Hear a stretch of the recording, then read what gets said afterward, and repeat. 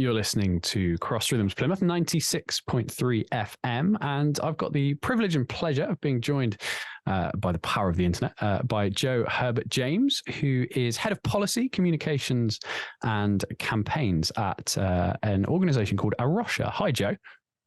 Hi, good to be with you.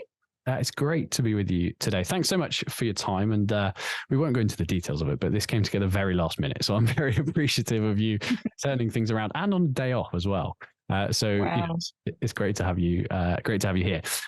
Now, some of our listeners might have heard of A Rocha from some other content we've put out in the past. We've kind of touched on the name of your organization and not a great deal else, to be totally honest. But tell me a bit about what A Rocha is and what its focus is. Great. Well, firstly, so this can get a little bit confusing. So we are A Rocha UK, and the great thing is we sit within an international family of A Rochas. So you'll find an A Rocha Ghana, A Rocha New Zealand, and A Rocha America, and there's A Rocha International. And many people so we're A Rocha UK, and many people ask, well, why are you called A Rocha? What does that mean? For the Portuguese speakers amongst us, you all know it means the rock in Portuguese. And that is because A Rocha started in Portugal, down on the south coast with Peter and Miranda Harris and friends, as they were looking at habitats for migrating birds. And so it became the rock in A Rocha in Portuguese. And so when it started to go into international, we kept the name A Rocha. So I'm A Rocha UK, and that's a bit of our story and where we came from. Yeah. And so so what's some of your specific focuses then as A Rocha UK? I guess they're kind of different place to place in that kind of thing, or? Yeah, absolutely. So different A Rochas around the world might have a different focus on different habitats and different ecosystems. So we do Christian conservation work. And so what you'll find in some of those international ones might be a focus on rainforests. We don't have rainforests here in the UK, so that's not our focus. Yeah. So in the UK, we are actually the only Christian conservation charity. There are lots of Christian organizations working on climate action, climate justice, which are brilliant organizations. We partner with them. They are our friends. But actually doing Christian conservation, the hands-on caring for nature, we are, you might be surprised, the only one doing that. Yeah, absolutely. It is. I wouldn't have known that. So that is surprising. Absolutely. And so you sort of, when you reflect on it, you think, well, why aren't more Christians doing this? Which is maybe a question we'll get onto.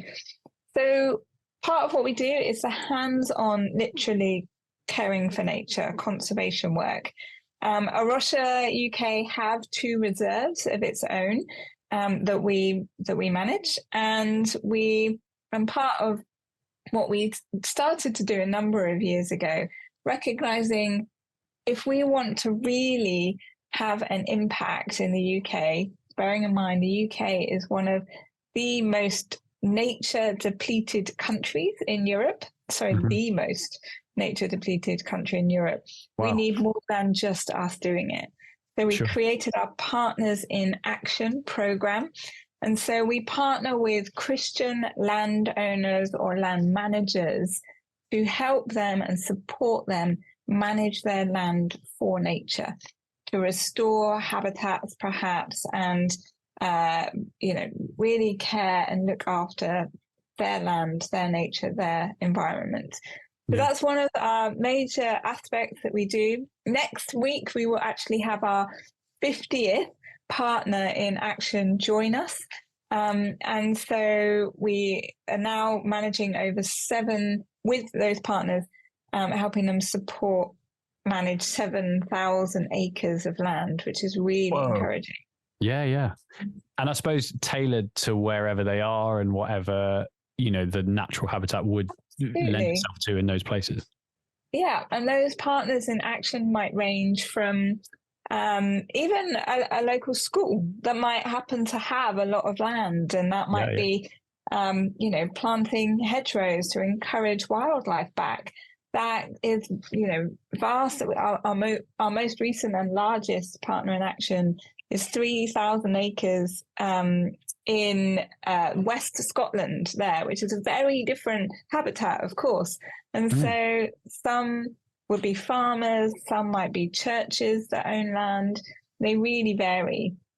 And so we have our partners in action and our conservation work. We also run the Eco Church program. Many listeners might have heard of Eco Church. You might be in an Eco Church. And that is an award scheme that really encourages churches, gives them a bit of a route map to get to being more environmentally friendly, reducing their carbon footprint, reflecting theologically on this. And then we have Wild Christian as a program, which is, if Eco Church is aimed at a church, Wild Christian is aimed at individuals. And so how do we in our own lives begin to take action, reduce our carbon footprint, take care of nature around us wherever we live, whether that's in an urban environment or, a more rural environment. So those are the main aspects of what we do. Yeah, amazing. Well, we're going to stop for some music now and come back, talk more with Joe about kind of the motivations on it, some of the faith motivations of the work of A Rocha, faith motivations in terms of conservation generally, and sort of where the Christian faith comes in to motivate that, but also some of your personal motivations as well. Talk about how you kind of got involved in this work more broadly. We'll talk more with Joe after this.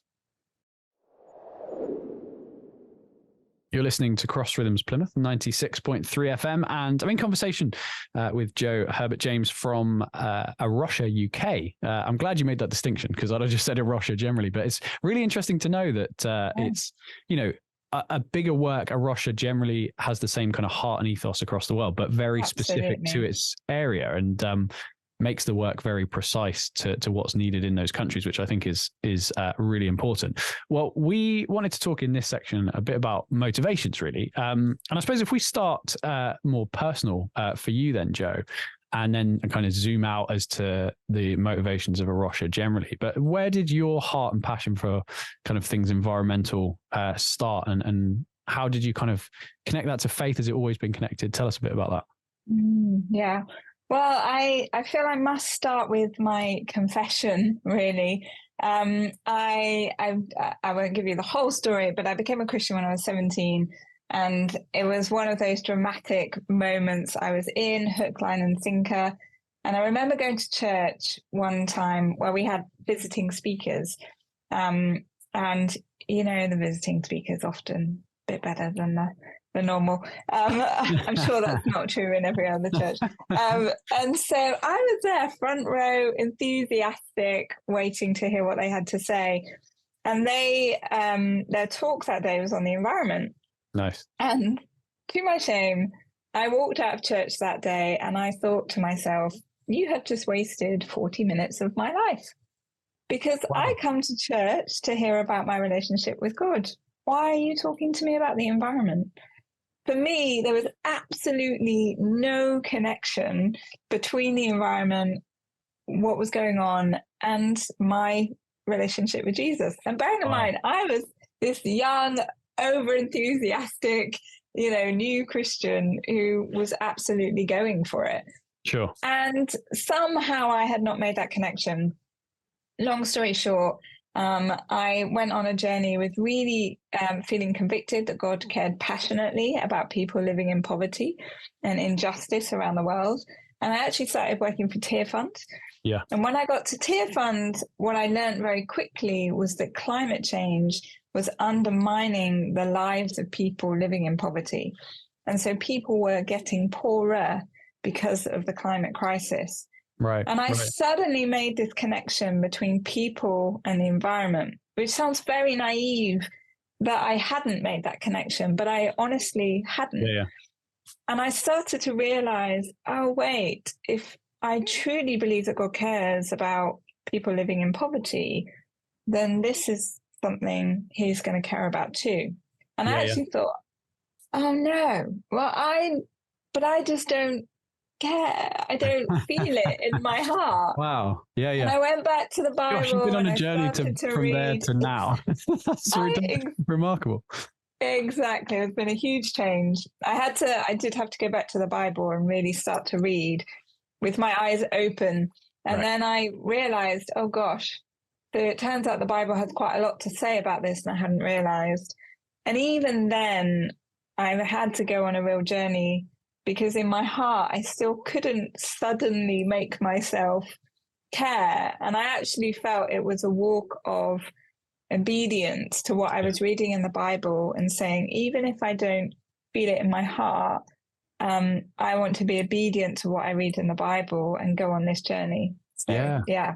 Wow, I love that. There's so many places I could go with that. I think it jumps off nicely because I think that whole thing about caring, I love your vulnerability with that because I think I found myself sort of wrestling with that same thing of like, you know, I want to think I care, but do I really care? Like when push comes to shove and I'm like, you know, need to get the kids dinner on the table, do I really consider anything to do with the environment or just day-to-day stuff where like, you know what I mean? Little things will make a difference if you do them consistently, but actually I'm like, do I care enough to like not eat meat that much? Do you know what I mean? And I'm still in that place of wrestling it. So I love your honesty with that. One thing I'd love to jump off to though, if it's okay, is I guess where you started with that, because one of my questions was going to be on the positive side, kind of what is it in the Christian faith that should motivate us to look after the environment? But on the other side, and I'd like to go there first, is why do you think it is that some Christians kind of don't connect that? And I was going to ask you that generally. I didn't know that was your story, but I suppose personally then, why for you did it feel like a dichotomy between those two things?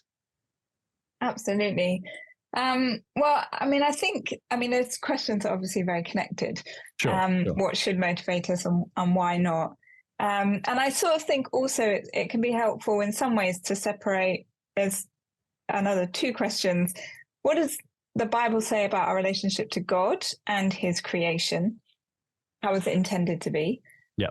And then I think there's another question for us today, which is what should a Christian response be to the current ecological crisis? Because the Bible obviously doesn't speak about the current ecological crisis because there wasn't one then. Sure. And so what is there at the beginning and how do we respond today? So in terms of why there was a disconnect for me or why there is a disconnect for others, I think there's a few things here. Often we don't know the real issues. And I think so sometimes we sort of think we know, and certainly back then, I mean, that was a little while ago for me when I first started with Tear Fund all those years ago. But I really wasn't aware. I wasn't aware of how much people's lives, particularly around the world, are so affected by the climate crisis. Because in the West, and this is, you know, it's connected, we live quite a separate life from nature. There aren't so many of us who grow our own food anymore. And so we don't notice in the same way if we've got erratic rain. And so, you know, either too much or too little, we don't notice in the same way. And so we're not paying attention of how it affects others. So I think there's that aspect, and we, you know, and there's lots of things that interesting history of how mass consumer capitalism has really deliberately separated us from the roots of our food, particularly. And so I think there is this aspect that we don't know, and we are isolated from those things. Just the way that, like the way that the planet provides for us, as you say, there's a real disconnect to see that firsthand. We don't see the direct impact, do we, in that sense? Yeah. Absolutely. And, you know, and the resources that go into growing our food. I mean, food is one aspect of this. There are many aspects. But certainly, I mean, for those who may have tried growing their own food or do grow their own food, you know, suddenly your food becomes really valuable when you've been the one who's grown it. When you've cared for it, when you've gone out and plucked off snails so they don't get eaten, suddenly your value for that food you want everybody to eat everything that's on the plate. You don't want any waste because you've worked hard for that. And so that separation, we've got busy lives. I'm not thinking about how much rainfall we've had and how that might affect crops. That's not what I think about on a daily basis. No. But I think that blind spot in our lifestyles and our connection to nature has kind of crept in to become a bit of a blind spot in our theology too. Sure. And so because a lot of churches celebrate harvest still, and actually, in farming communities, harvest is a much bigger moment in the calendar than it is particularly in urban environments, for example. And I've lived both in urban environments and rural environments. And so, even in our church celebrations, are we really understanding and thanking God for the harvest?